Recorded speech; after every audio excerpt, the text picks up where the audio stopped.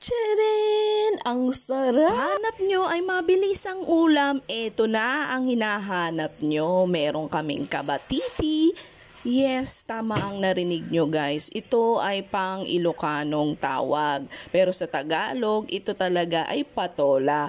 Meron tayong 5 sangkap, bawang, sibuyas, kabatiti, miswa, at syempre ang ating pork giniling. Ayan, nagsimula na akong magisa guys. Sobrang bilis lang nito at pwedeng-pwede sa madali ang luto. Mabilis pero napakasarap at malinamnam. Magugustuhan ito ng inyong mga anak. Kung ako ang papipiliin nyo, patola o upo, mas gugustuhin ko ang patola. Mas masarap sa aking panlasa. Ayan, inilagay ko na nga pala ang pork giniling. Igisa lang natin siya guys at medyo frozen pa nga dahil kakabili lang. Ayan, medyo nahirapan ako. Kaya ayan, inilagay ko na rin matapos maluto ang giniling. Nilagyan ko ng paminta, asin at kaunting tubig. Ayan. Kuluan lang natin siya guys hanggang maluto ang patola. Nilagyan ko rin siya ng kaunting toyo para mas medyo hindi putla. Ayan, nilagay ko na rin ng miswa.